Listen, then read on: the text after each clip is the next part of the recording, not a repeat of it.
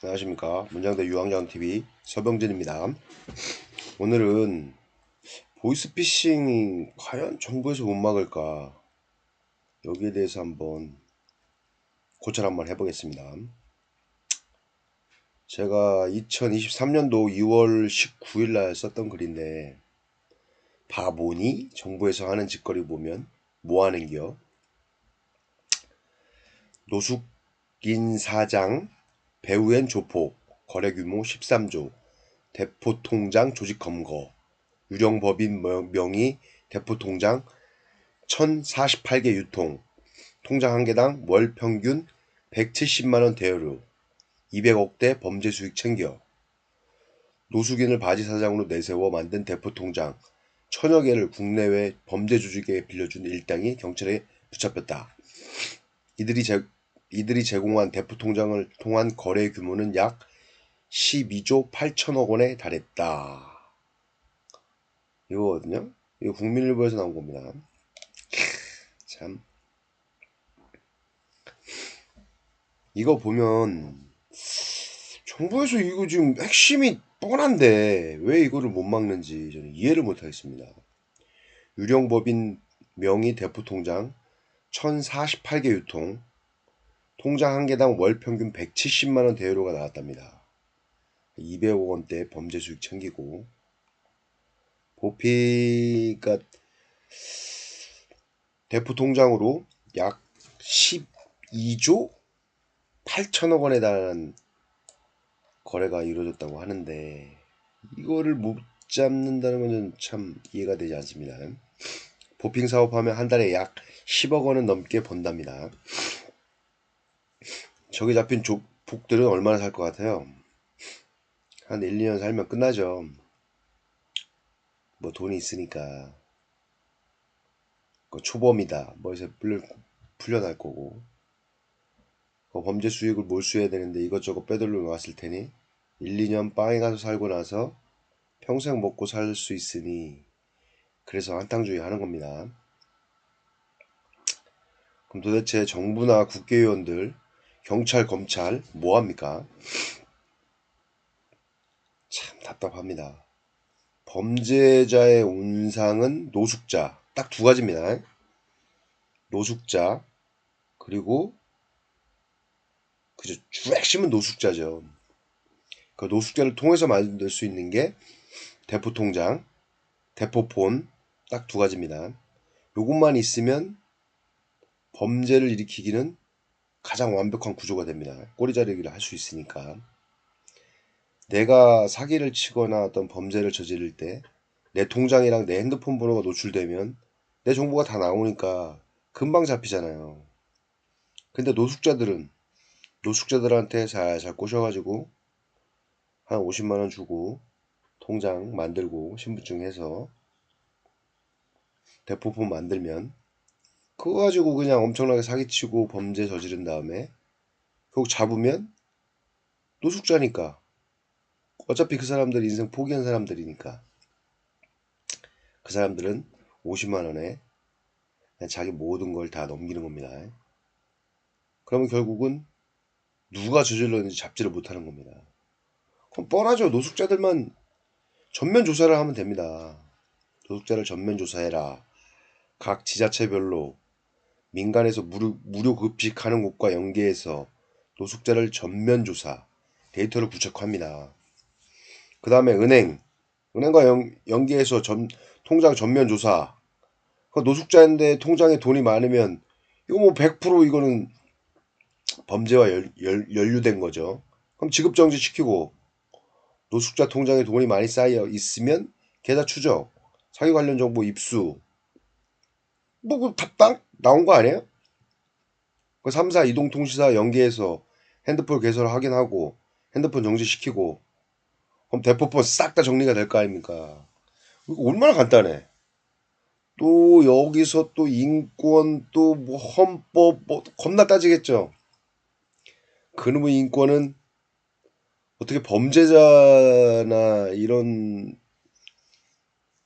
그 흉악범들을 위한 인권은 있지, 사실 자기 전 재산을 다 날려서 사기당해서 보이스피싱이나 이런 거 당해서 날리는 사람들은 그런 사람들보다 범죄자들의 인권이 더 중요할까요? 아니면 그 사람들의 경제적인 경제권이 더 중요할까요?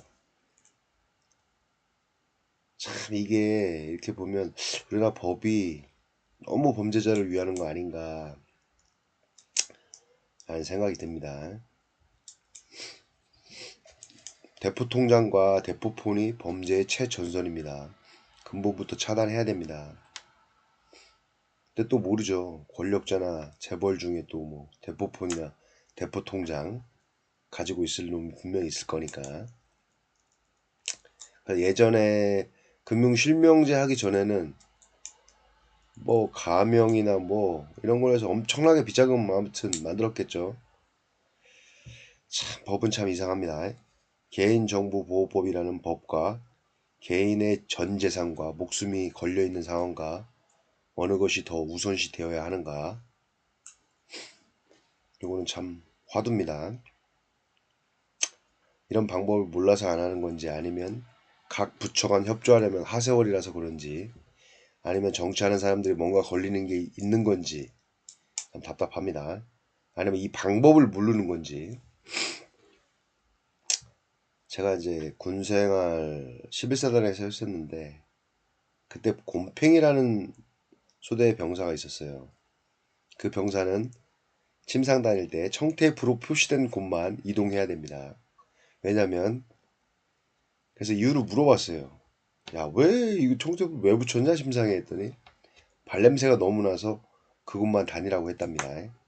안 그러고 뭐 다른 데 막 발자국 내면 거기에 막 온갖 발냄새, 똥냄새 같은 게 배어가지고 군대에서 침상 닦을 때 뭐 치약 워싱 하잖아요. 다 해야 된다고 해서 청테이프로 붙였습니다. 근데 그거 보고 참 얼마나 웃었는지. 만약에 인권위가 알면 막 개인의 자유를 침해한다는 조치라고 막 개소리 할 겁니다. 근데 그거 당해보지 않은 사람은 모를 겁니다. 인권위가 아마 그 병사의 발냄새 맡으면 인권이고 나발이고 바로 나왔을 겁니다. 개소리입니다. 그러니까 당해보지 않은 사람은 모릅니다. 그 스멜은 저승의 입구를 보는 듯한 스멜이었습니다. 단체 생활에서 얼마나 서로에게 스트레스였겠습니까. 그래서 제가 어떻게 하나 이렇게 보니까 발을 닦고 발에다 무슨 향수 같은 걸 막 뿌립니다. 그럼 어떻게 됩니까? 그 발 스멜 그 꼬랑내랑 향수랑 조화가 나중에 지옥보다 더한 향수가 진동합니다. 그래서 제가 얘기했습니다. 그 분대장 보고 의무대에 가서 무좀 치료부터 시키라고. 발냄새의 주원인은 무좀균입니다. 무좀균에 따라서 쉰내가 나고 뭐 똥냄새도 나고 뭐 별의별 냄새가 다 납니다. 그래서 무좀 치료하는데 연고 말고 약, 먹는 복용약과 연고를 동시에 그 진단을 받아서 챙겨줬습니다. 군대에서는 이제 이 복용하는 약이 잘 안 돼서 제가 이제 사진에 나가서 그 병사를 데리고 갈 수 없으니까 그 상태를 제가 사진으로 찍어서, 그러니까 옛날에는 가능했죠. 옛날에는 뭐 그냥 약국에 가서 뭐 이런 증상이 있다 하면 약을 줬으니까.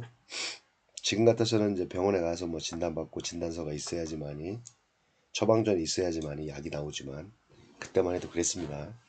그래서 이제 무좀약을 복용할 수 있는 약을 사고 연고는 이제 의무대에서 받아서 분대장한테 매일 확인시켜서 그 발도 칫솔 가지고, 안 쓰는 칫솔 가지고 발톱 사이 그때까지 다 닦게 해가지고 매일 연고까지 바르는 거를 확인시키고, 그러니까 제가 직접 확인하고 그 다음에 이제 연고를 발랐으니까 이제 침상에 묻고 하니까 양말을 꼭 신고 자라고 시켰더니 일주일 만에 냄새가 싹 사라졌습니다.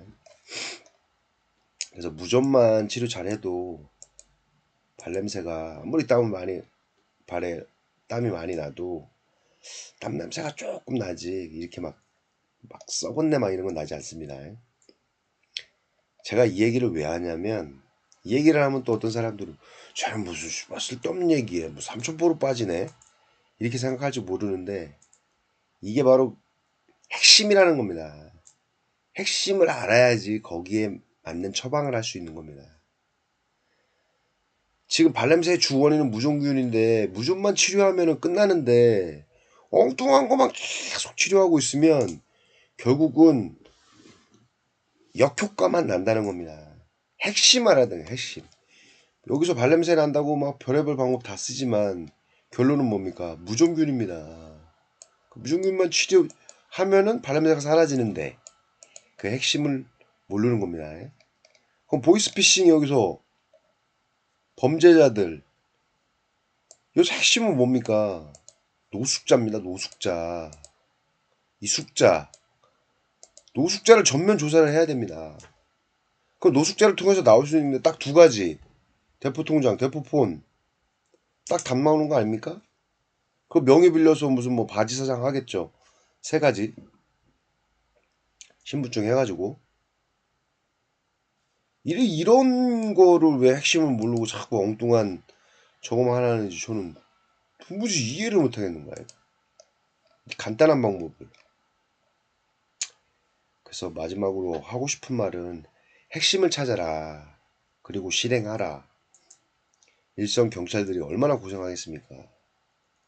일선 경찰들이 보이스피싱 조직이라고 잡아넣는데 검사가 또 뭐 영장을 기각시키고 이딴 짓거리 하는 것도 뭐 뉴스에도 나오긴 했는데, 자, 이렇게 쉽고 완벽한 방법이 있는데 왜 이리 사기로 인해서 서민들 울리고 그놈을 잡기 위해서 경찰들이 또 얼마나 힘들고, 이런 거 보면은 참 저는 어이가 없습니다.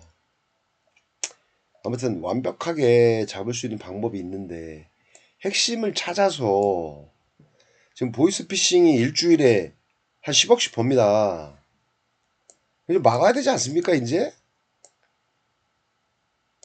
그리고 여기서 지금 알바하고 하는 애들도 일반 보통 또 우리 그 건전한 의식을 갖고 있는 청년들이나 청년들이겠죠.